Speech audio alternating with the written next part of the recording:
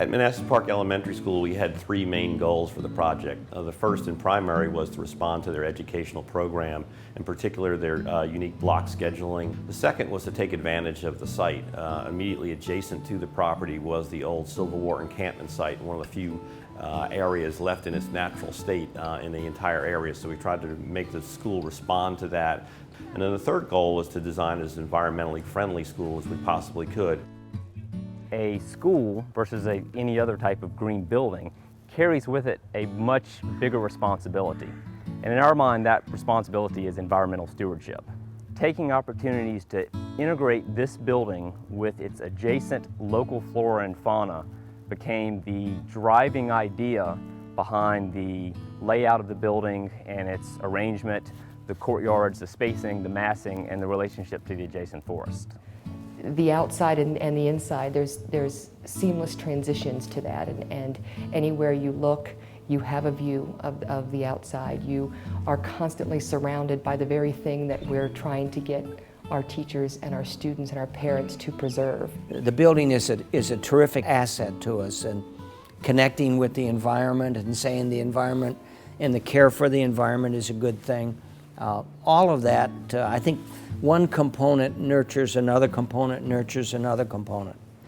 Environmentally, the project has been a big success, but probably most important is what it's had as an impact on the students' lives. The students have become very conscious of how their building is operating and become really stewards of taking care of the building and the environment. So how do we teach kids about water? Where it falls, how it runs across the site, how much we use in the building, and where it goes after we use it? Well, our rainwater cistern was an opportunity to do that.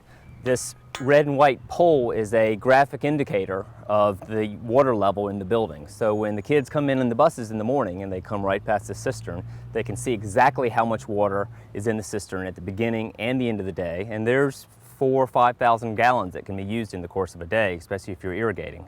And they can also see how much this thing goes up and down depending on water and drought conditions or wet conditions. We've had a very wet spring here in Northern Virginia, and every kid that goes to school here knows that very well simply by looking at this. Throughout the building, we have green lights that when the conditions are ideal outside, the green light comes on that signals everyone, open your windows. We are not going to be running any heating or air conditioning, that this is the time for the natural, the fresh air to come through. The architecture and the design we've done has grown out of the meaning of the building and what we're trying to accomplish educationally. So every aspect of the building is thought through from an educational point of view and its impact on students' lives. It's not about the building, it's about how the building can enhance that student learning throughout their career here in the school. The building allows really active engagement, self-directed learning just by the spaces that it provides. A really good teacher will tell you that there's no such thing as a non-teachable moment. Well, we took the attitude that any part of the building could be a teachable place. So whether you're in a courtyard, whether you're walking down the corridors, whether you're in breakout space at the end of the houses that have these views into the forest, whether you're on the first, second, or third floor of the building, which we call the forest floor, the understory, and the canopy floors, you have a direct view into what is happening in the world around you. When you walk around this school, you don't just see spaces that are set aside for students to learn and grow academically, but you see spaces that are designed very specifically for students to grow and develop physically, emotionally, musically, and the idea of educating the whole child is backed up by the spaces that this building provides. The buildings work for us and not against us.